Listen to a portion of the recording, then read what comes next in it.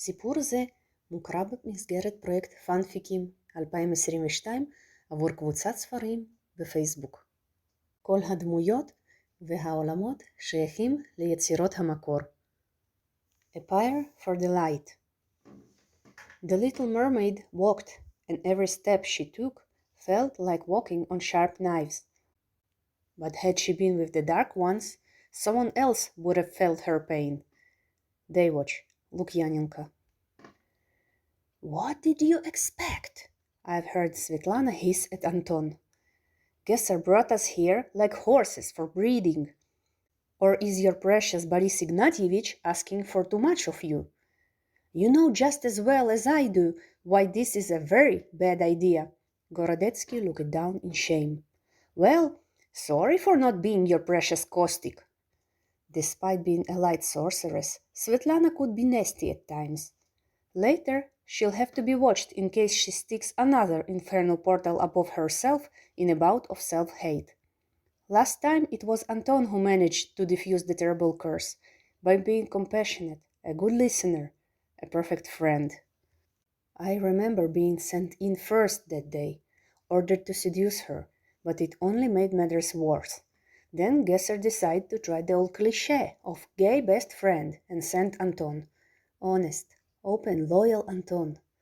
It worked, opening a highly probable line for a great sorceress being recruited, and probably some other advantages only the higher ranks know of.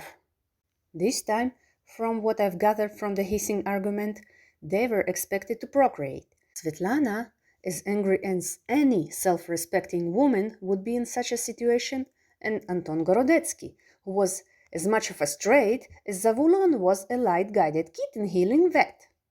The self-hate of the two, the pain they were in, was terrible, mixed with the impressive hangover Anton had.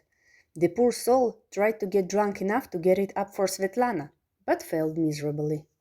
It was just like the period when I walked in a mental asylum. Pure madness, people turning against themselves in acts of desperation.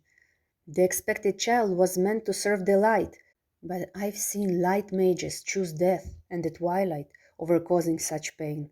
Besides, even if Svetlana was barely new to the ranks, Anton was an old friend, a person too good for the watch.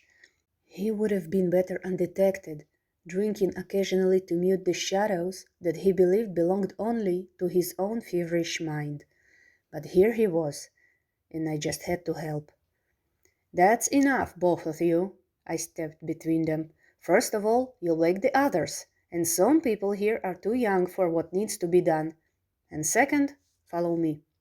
I've led them to one of the unoccupied bedrooms, which was initially assigned to two other lovely people who currently slept off a night in my company in another place. Then I took a deep breath and asked, what I'm about to offer you is terrible. It's a way to fulfill your duty without anger, without pain, and without your consent. What would it cost you? Anton looked at me, relieved and disgusted at the same time.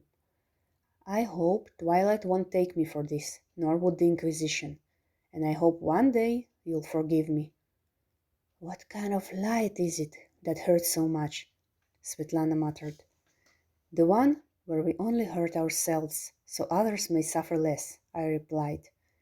Ignat, Anton didn't thank me. There was no place for gratitude. Light helped me.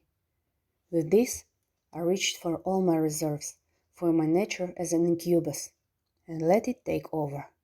The only way to soften the blow was to reach into their minds, to bring forth that evening of compassion, and to use that little kindness as stocking for a pyre of lust.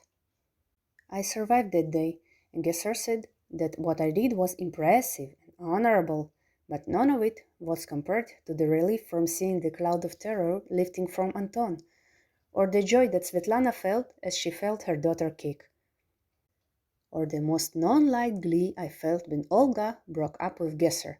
Men who treat others like that don't deserve love. For 100th time came the winter cold. I've ascended to the icy throne of love. There I frozen stiff, lacking any strain. Why did you demand? that I love you again.